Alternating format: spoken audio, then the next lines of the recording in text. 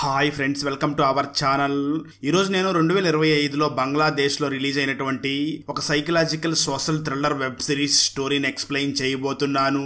అదే అకా web series. ఈ web series కూడా చాలా ఇంట్రెస్టింగ్ గా ఉంటుంది. సో స్కిప్ చేయకుండా చివరి వరకు చూడండి. Now let's start our video.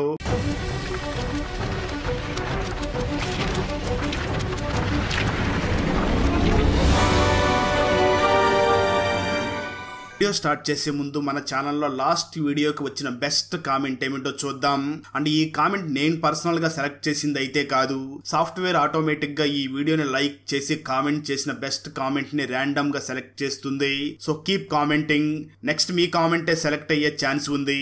And thanks for commenting. Now let's start our video. Series starting లోనే 1996లో జరుగుతున్నటువంటి ఒక సీన్ ని చూపించడం జరుగుతుంది.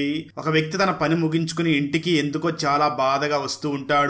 ఇంటి దగ్గరకు రాగా ఇంటి దగ్గర తన కొడుకు యొక్క పుట్టినరోజు అయి ఉండడంతో తన భార్య అక్కడికి వచ్చి బిర్యానీ తీసుకుని వచ్చావా అని అడుగుతుంది. తీసుకుని వచ్చాను అని చెప్పడంతో బిర్యానీ తీసుకుని భార్య ఇంటి లోపలికి వెళ్లిపోతుంది. ఆ తర్వాత కేక్ కట్ చేసుకుని అందరూ కూడా బర్త్డే సెలబ్రేషన్ చేసుకున్న తర్వాత అందరూ కూడా బిర్యానీ తింటారు. అయితే బిర్యానీ తిన్న తర్వాత అందరూ కూడా రక్తపు వాంతులు చేసుకుంటూ ఉంటారు. అయితే వారిలో ఒక అబ్బాయి మాత్రం బిర్యానీ తిన్నప్పటికీ తనకి ఏమీ కాకుండా ఉంటుంది. దాంతో ఆ బిర్యానీ తీసుకొచ్చిన తండ్రి వెంటనే ఆ బాబుకు కూడా బిర్యానీ బాగా తినిపించి, బిర్యానీ తిన్నాడు కదా తను కూడా చనిపోతాడు అని ఆ వెంటనే బిర్యానీ తీసుకొచ్చినటువంటి ఆ తండ్రి కూడా ఆత్మహత్య చేసుకుని చనిపోతాడు. అయితే ట్విస్ట్ ఏమిటి అంటే ఎంత బిర్యానీ తిన్నప్పటికీ ఆ బాబుకి మాత్రం ఏమీ అవ్వకుండా ఉంటుంది. దాంతో ఆ బాబు ఎందుకు నా కుటుంబ సభ్యులందరూ చనిపోయారు అని బాధపడుతూ అక్కడ చనిపోయి ఉన్నటువంటి తన తండ్రి డెడ్ బాడీ దగ్గరికి వెళ్లి నా తండ్రికి ఏ కష్టం వచ్చిందో అని బాధపడుతూ ఉంటాడు. అయితే ఆ అబ్బాయికి మాత్రం తన తండ్రికి వచ్చిన కష్టం ఏమిటో తెలియకుండా ఉంటుంది. కట్ చేస్తే ప్రెజెంట్ లో ఒక సన్నివేశాన్ని చూపించడం జరుగుతుంది. ఈ వెబ్ సిరీస్ లో హీరో పేరు అబ్దుల్ కలాం ఆజాద్. షార్ట్ కట్ లో అకా అని పిలవచ్చు. అందుకే ఈ వెబ్ సిరీస్ టైటిల్ ని కూడా అకా అని పెట్టడం జరిగి ఉంటుంది. నిజానికి ఈ అకా ఒక డెలివరీ బాయ్ గా వర్క్ చేస్తూ ఉంటాడు. అందులో ఎక్కువ డబ్బులు రాకుండా ఉంటుంది. అయితే ఇతనికి ఒక టాలెంట్ కూడా ఉంటుంది. ఇతను బాగా పాటలు పాడుతూ ఉంటాడు. అదే సమయంలో ఇతనికి సోషల్ మీడియాలో ఒక యాప్ ఉందని, ఆ యాప్ లో వెళ్లి పాటలు పాడి అప్లోడ్ చేస్తే డబ్బులు వస్తాయి అని తెలుసుకుని తను కూడా ఆ సోషల్ మీడియా యాప్ లో పాటలు పాడి అప్లోడ్ చేస్తూ ఉంటాడు. అలాంటి సమయంలోనే తన మామయ్య తన దగ్గరికి వచ్చి ఇంకా నువ్వు ఎప్పుడు డబ్బులు బాగా సంపాదిస్తావు అని తనని తిడుతూ ఉంటాడు. తన మామయ్యని తిట్టినప్పటికీ హీరో మాత్రం తన మామయ్య చాలా మంచివాడు, నన్ను ఈ స్థాయికి తీసుకుని వచ్చాడు అని అతని మీద చాలా గౌరవంతోనే ఉంటాడు. ఇక్కడే స్టోరీ గతానికి వెళ్తుంది. చిన్నప్పుడు హీరో తండ్రి అందరూ చనిపోయిన సమయంలో అప్పులు వాళ్ళందరూ కూడా ఆ ఇంటి దగ్గరికి వచ్చి గొడవ చేస్తూ ఉంటారు. అప్పుడే అక్కడికి హీరో వాళ్ళ మామయ్య వచ్చి ఈ అప్పులు మొత్తం నేనే కడతాను అని తను కష్టపడి ఆ అప్పులన్నిటినీ కూడా కట్టి ఈ హీరోని చాలా పెంచి పోషిస్తూ ఉంటాడు. అప్పటి నుంచి కూడా హీరో తన మామయ్యని చాలా గౌరవిస్తూ ఉంటాడు. హీరో మళ్ళీ గిటార్ ని ప్లే చేస్తూ సాంగ్ పాడి మళ్ళీ ఆ సోషల్ మీడియా యాప్ లో అప్లోడ్ చేస్తూ ఉంటాడు. అయితే తనకి పెద్దగా ఫాలోవర్స్ కూడా ఉండరు. అయినప్పటికీ తను ఆ యాప్ లో సాంగ్స్ పాడి అప్లోడ్ చేస్తూ ఉంటాడు. మన హీరోకి కొన్ని ఆరోగ్య సమస్యలు కూడా ఉండడంతో తను సడన్ గా కళ్ళు తిరిగి కింద పడిపోతూ ఉంటాడు. అయితే హీరో మాత్రం వాటిని పెద్దగా పట్టించుకోకుండా తన పని తను చేసుకుంటూ ఉంటాడు. ఆ తర్వాత హీరో వెంటనే నేను ఎందుకు డబ్బులు సంపాదించలేకపోతున్నాను అని చాలా బాధపడి వెంటనే ఒక హోటల్ దగ్గరికి వెళ్లి ఆ హోటల్ మేనేజర్ ని కలిసి నేను మీ హోటల్లో గిటార్ వాయిస్తూ పాటలు పాడతాను, మీ హోటల్కి వచ్చే వాళ్ళందరినీ కూడా ఎంటర్టైన్ చేస్తాను అని అంటాడు. దానికి ఆ మేనేజర్ కూడా ఒప్పుకుని సరే వెళ్ళి ఒకసారి పాడు, నేను కూడా చూస్తాను అని అంటాడు. దాంతో మన హీరో అక్కడికి వెళ్లి పాట పాడుతూ ఉండగా ఆ హోటల్కి వచ్చిన వాళ్ళు అసలు ఆ హీరో పాడే పాటను అస్సలు పట్టించుకోకుండా వాళ్ళు గట్టిగా మాట్లాడుకుంటూ ఉండడంతో హీరో వెంటనే అక్కడికి వచ్చినటువంటి కస్టమర్స్ దగ్గరికి వెళ్లి నేను ఇక్కడ పాట పాడుతున్నా కదా, మీరు ఎందుకు అంత పెద్దగా మాట్లాడుకుంటున్నారు, కొంచెం సైలెంట్ గా మాట్లాడుకుంటూ పాటను ఎంజాయ్ చెయ్యండి అని అంటూ ఉంటాడు. సరిగ్గా అదే సమయంలో అక్కడికి వచ్చినటువంటి ఒక కస్టమర్ మేము ఇక్కడ ఎలా ఉండాలో నువ్వు చెప్తావా అంటూ గొడవ పడుతూ ఉంటాడు. ఇది చూసినటువంటి మేనేజర్ వెంటనే అక్కడికి వచ్చి ఇక్కడ ఏదో గొడవ జరిగేలా ఉంది అని వెంటనే మన హీరోని చూసి నీ అవసరం మాకు లేదు అని చెప్పి హోటల్ నుంచి బయటికి గెంటేస్తాడు. దాంతో మన హీరో చాలా బాధపడుతూ ఒక బారుకి వెళ్లి మందు తాగుతూ ఉండగా ఆ ఏరియాలో ఒక రౌడీలాగా చలామణి అవుతూ ఉన్నటువంటి రవి అక్కడికి వచ్చి అక్కడ బార్లో ఉన్న వాళ్ళ మీద కూడా చాలా దందా చేస్తూ ఉంటాడు. నిజానికి రవి ఎంత క్రూరమైన వాడు అంటే రీసెంట్ గానే ఒక చిన్న పాపకు చాక్లెట్ ఇస్తాను అని మాయ మాటలు చెప్పి అడవి ప్రాంతానికి తీసుకుని వెళ్లి ఆ పాప మీద అత్యాచారం చేసి చంపేసి ఉంటాడు. ఈ రవి అంత క్రూరంగా ప్రవర్తిస్తూ ఉంటాడు.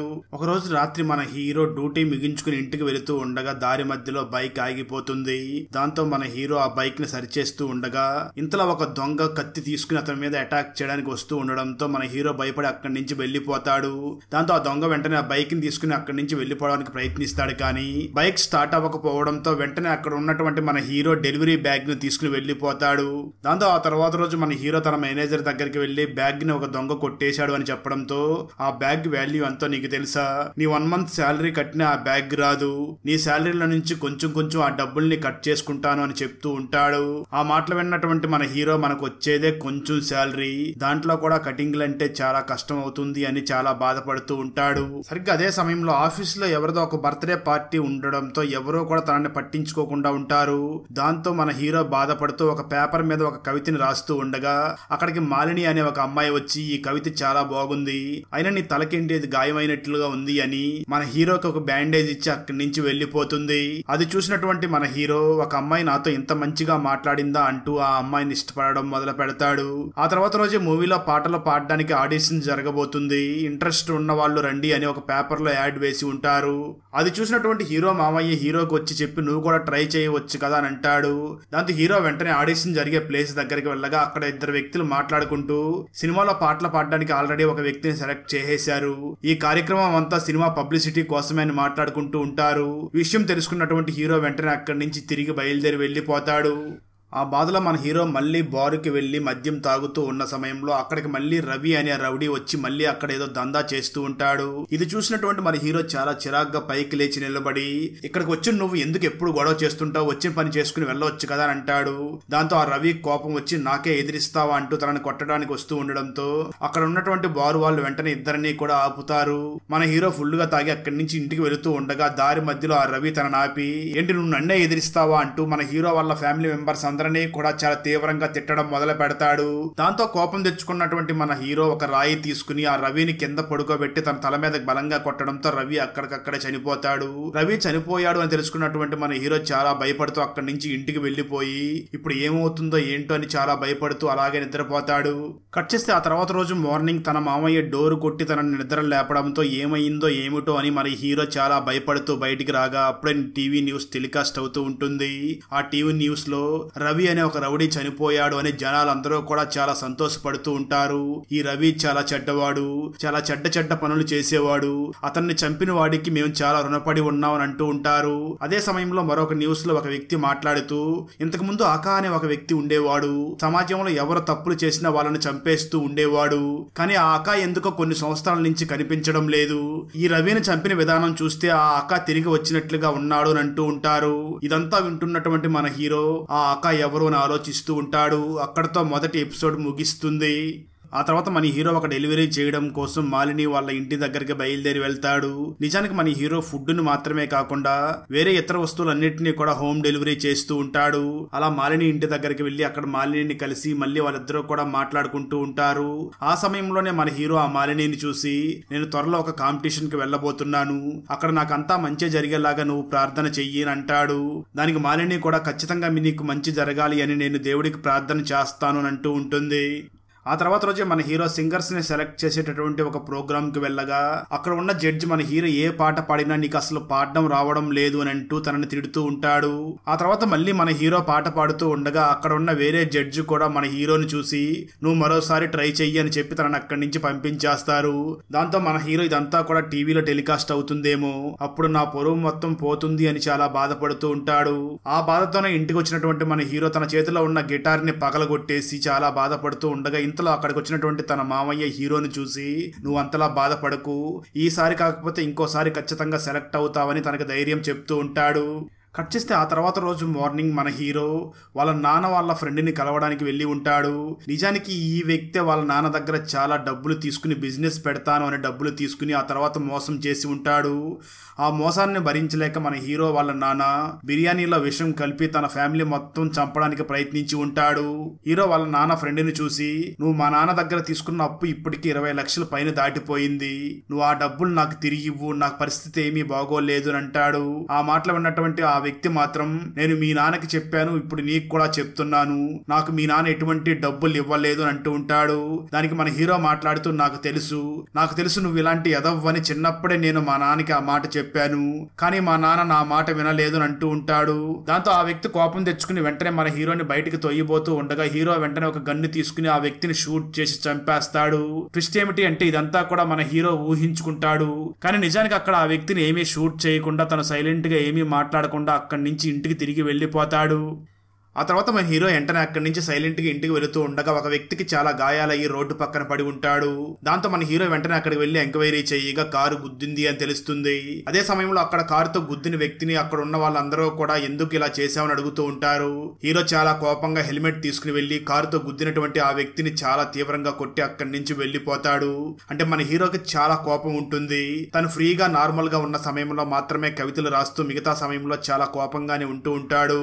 ఆ తర్వాత మన హీరో తనకు పరిచయమైనటువంటి మాలిని దగ్గర మాట్లాడడానికి వెళ్ళగా ఆ మాలిని మన హీరోని చూసి, నువ్వు మొన్న పాట పాడడానికి వెళ్ళావు కదా, అదంతా కూడా టీవీలో టెలికాస్ట్ చేశారు, నాకంతా తెలిసింది, నువ్వేమీ బాధపడకు, ఇది కాకపోతే నువ్వు ఇంకొక దాంట్లో అయినా సెలెక్ట్ అవుతావని మన హీరోని చాలా మంచిగా మోటివేట్ చేస్తూ ఉంటుంది.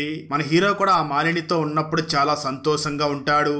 ఆ తర్వాత మన హీరో అక్కడి నుంచి వస్తూ ఉండగా రోడ్డు మీద ఉన్న వాళ్ళందరూ కూడా తనకు ఒక క్రూరమైన జంతువుల్లాగా కనిపిస్తూ ఉంటారు. కట్ చేస్తే ఆ తర్వాత రోజు మిథున్ అనే ఒక వ్యక్తి కారులో చాలా వేగంగా ర్యాష్ డ్రైవింగ్ చేస్తూ ఒక వ్యక్తిని గుద్ది వెళ్లిపోయి ఉంటాడు. ఇదే న్యూస్ ను టీవీలో టెలికాస్ట్ చేస్తూ ఉంటారు. ఆ న్యూస్ ని మన హీరో కూడా చూస్తూ ఉంటాడు. అయితే ఆ న్యూస్ లో ప్రజలందరూ కూడా మాట్లాడుతూ ఈ మిథున్ వల్ల చాలా మంది పబ్లిక్ ఇబ్బంది పడుతున్నారు, తను ఇప్పటికే చాలా మందికి యాక్సిడెంట్ చేశాడు, ఇలాంటి వాళ్ళని అక్క చంపేయాలి అని అంటూ ఉంటారు. చాలా మంది కూడా ఇలాంటి వ్యక్తుల్ని చంపేయాలి అక్క అని మెసేజ్లు కూడా చేస్తూ ఉంటారు. ఇదంతా కూడా మన హీరో గమనిస్తూ ఉంటాడు. ఇదంతా చూస్తున్నటువంటి మన హీరో, నేను ఇంతకు ముందే ఒక వ్యక్తిని చంపేశాను, అప్పుడు మన మీద ఎవరికీ అనుమానం రాలేదు, అదే స్టైల్లో ఈ వ్యక్తిని కూడా చంపేస్తే ఎలా ఉంటుంది అని ఆలోచిస్తూ ఉంటాడు. అదే సమయంలో తన మేనేజర్ ఒక మీటింగ్ ఉందని అందరినీ కూడా పిలిచి, ఇప్పుడు మన సంస్థల్లో మన వస్తువులు చాలా పోతున్నాయి కదా అంటూ హీరోని చూసి, రీసెంట్గా నువ్వు బ్యాగ్ను కూడా పోగొట్టావు కదా, నేను ఇప్పుడు ఒక ట్రాకింగ్ డివైస్ని తీసుకుని వచ్చాను, ఇది మీ దగ్గర ఉంచుకుంటే మీ వస్తువులు ఎక్కడ పోయినా మనం వెళ్ళి తీసుకోవచ్చు అని అంటాడు. ఆ మాటలు విన్నటువంటి హీరో, మనం దీన్ని వేరే పర్పస్ వాడుకోవచ్చు అని వెంటనే ఆ ట్రాకింగ్ డివైస్ని తీసుకుని దాన్ని తీసుకుని వెళ్ళి మిథున్ కార్కి సెట్ చేస్తాడు. అప్పటి నుంచి కూడా మన హీరో మిథున్ ఎక్కడికి వెళుతున్నాడు అంతా కూడా ట్రాకింగ్ చేస్తూ తనని ఎలా చంపాలి అని నెట్ లో సెర్చ్ చేసి ఆ మిథున్ని చంపడానికి చాలా ఆయుధాలని కూడా కొనిపెట్టుకుంటాడు. కట్ చేస్తే ఆ తర్వాత రోజు మిథున్ తన ఫ్రెండ్స్ అందరితో కలిసి ఫుల్గా డ్రగ్స్ తీసుకుంటూ కొంతసేపటి తర్వాత బాత్రూమ్ అర్జెంటుగా వస్తుంది అని బాత్రూంలోకి వెళ్తాడు. అక్కడికి వెళ్ళినటువంటి మన హీరో ఆ మిథున్ని చాలా తీవ్రంగా చంపేసి అతన్ని పొడిచినటువంటి కత్తిని కూడా అక్కడి నుంచి తీసుకుని ఇంటికి వెళ్ళిపోయి దాన్ని కడిగేస్తూ, మనం ఎటువంటి అనుమానం రాకుండా ఆ ఆకాలాగానే చంపేశాం కదా, ఎటువంటి ఆయుధాలు కూడా అక్కడ వదలలేదు కదా అనుకుంటూ ఉంటాడు. ఇక్కడ రివీల్ అయ్యే ట్విస్ట్ ఏమిటి అంటే నిజానికి ఆ మిథున్ని ట్రాక్ చేయడం కోసం ఒక ట్రాకింగ్ డివైస్ ని తన కారులో పెట్టాడు కదా, దాన్ని తన కారులోనే వదిలేసి వెళ్లిపోయి ఉంటాడు. అక్కడతో ఈ 2వ ఎపిసోడ్ కూడా పూర్తవుతుంది. కట్ చేస్తే ఆ తర్వాత రోజు మార్నింగ్ తన నిద్ర లేవగానే అక్కడికి పోలీసులు వచ్చి తన మావయ్యని చాలా తీవ్రంగా కొడుతూ అక్కడికి వచ్చినటువంటి మన హీరోని చూసి, ఆ మిథున్ని చంపింది నువ్వే కదా, నువ్వే తనను చంపావని మాకు బాగా తెలుసు, నువ్వు అన్ని బాగా కవర్ చేసావు కానీ ఈ ట్రాకింగ్ డివైస్ ని అక్కడే మర్చిపోయావు అంటూ చూపిస్తారు. అది చూసినటువంటి హీరో, మనం దొరికిపోయామని, అవును నేనే చేశాను, కానీ దీనికి మా మావయ్యకి ఎటువంటి సంబంధం లేదు, అతన్ని వదిలేయండి అని అంటూ ఉంటాడు. అయితే పోలీసులు మాత్రం మన హీరోని చూసి, సంబంధం లేకపోయినా సరే నిన్ను ఈ విధంగా పెంచాడు కాబట్టి ఆ తప్పు ఇతనిదే అని వెంటనే గన్ను తీసుకుని అతన్ని షూట్ చేసి చంపేస్తారు. ఇది చూసినటువంటి హీరో ఉలిక్కిపడి నిద్ర లేసి అతన్ని వదిలేయండి అంటూ గట్టిగా అరుస్తూ ఉంటాడు. అక్కడికి తన మావయ్య వచ్చి ఏమైంది అని అడుగుతూ ఉంటాడు. మన హీరో మాత్రం ఏమీ కాలేదు అని కవర్ చేస్తూ ఉంటాడు. ఆ తర్వాత మన హీరో బాగా ఆలోచిస్తూ, రాత్రి మనం అంతా కరెక్ట్ గానే చేశాం కానీ ట్రాకింగ్ డివైస్ ని మాత్రం ఆ మిథున్ కారులోనే ఉంచేశాం, దాన్ని ఎలాగైనా పోలీసులు చూడకముందే తీసుకురావాలి అనుకుని డిసైడ్ అయ్యి ఇప్పుడు ఆ మిథున్ కార్ ని పోలీస్ స్టేషన్ లో పెట్టి ఉన్నారు అని తెలుసుకుని ఆ పోలీస్ స్టేషన్ దగ్గరకి బయలుదేరి వెళ్తాడు. అయితే ఆ పోలీస్ స్టేషన్ దగ్గర కొంతమంది పిల్లల క్రికెట్ ఆడుతూ ఉంటారు. అదే సమయంలో మన మిథున్ కూడా ఆ స్టేషన్ దగ్గరికి వెళ్ళబోతూ ఉండగా అక్కడ కానిస్టేబుల్ చూసి, ఎవరు నువ్వు, ఎందుకు ఇక్కడికి వస్తున్నావు అని అడుగుతాడు. మన హీరో సమాధానం చెప్తూ, నేను ఒక డెలివరీ ఇవ్వడం కోసం వచ్చాను అని అనగా దానికి కానిస్టేబుల్ మాత్రం ఆ డెలివరీ ఏదో నాకే ఇచ్చి వెళ్ళు అని అంటాడు.